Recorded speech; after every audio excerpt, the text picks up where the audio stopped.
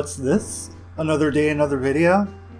Yeah, that's how we're doing things nowadays.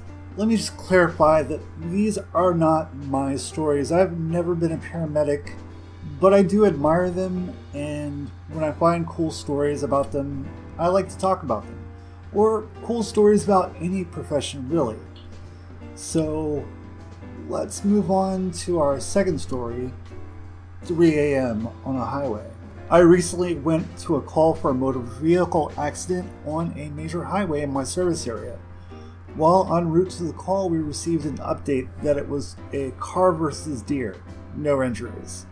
Apparently a deer had stumbled across this major highway, and since all Massachusetts drivers traveled 10 to 20 miles over the speed limit, this guy's car struck the deer going, say 70 to 80 miles per hour.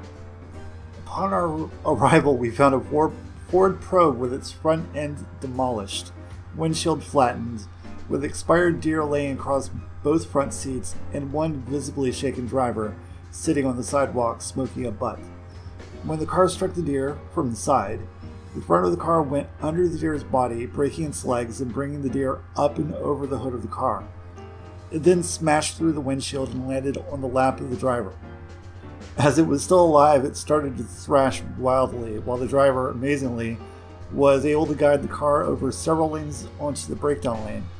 The driver was fine, if not a little shaken. He was also covered in deer blood and ground glass. We asked the guy if he wanted to go to the hospital, to which he replied, "I just want to get a Valium from the car," and opened the glove box of the car and retrieved a prescription pill bottle from it. I noticed it had the name of a woman on it and asked, "Excuse me, but is that your Valium?"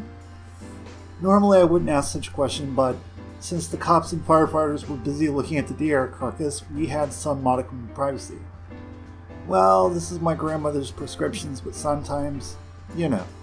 He smiled sheepishly. If only he knew. The days when my Gramps was alive, every month I'd accompany him to the pharmacy where he'd pick up his 15 prescriptions, go home, and watch him toss all 15 bottles into a shopping bag, overflowing with other bottles of drugs. He never took them, but since Medicare paid for it all, he made damn sure he got them every month. Which was very good for me since he had prescriptions for Valium, Percocet, and my favorite, Trenxene, the benzodiazepine for a man on the move. Just as my eyes began to glaze over in reverie to the good old days, my attention was called by the fact that the cops were taking pictures of the vehicle. As I moved closer, I noticed they had moved the deer carcass to a seated position on the passenger side, and they had propped one of its shattered legs out the window. An old baseball cap had been placed in a rakish angle on its head, as well as a lit cigarette between its lips. The cops were taking turns sitting gingerly in the driver's seat, with an arm around the deer while another would take a picture of him.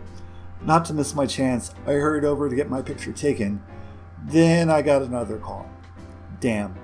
As I rolled on the next call, I swore I would make whoever called me away from my picture taking pay dearly for the interruption. And I did. But that's another story. Alright, I want to thank you for watching my video. And if you did and you're not currently subscribed, I would ask that you do subscribe. I'm going to just pound out every single day the rest of these stories, and we'll get into some more fun stories as well, and live streams mostly on weeknights. Thank you so much. If you want to support the channel, there are links in the description, all sorts of ways to do so. I will talk to you tomorrow. Have a great day.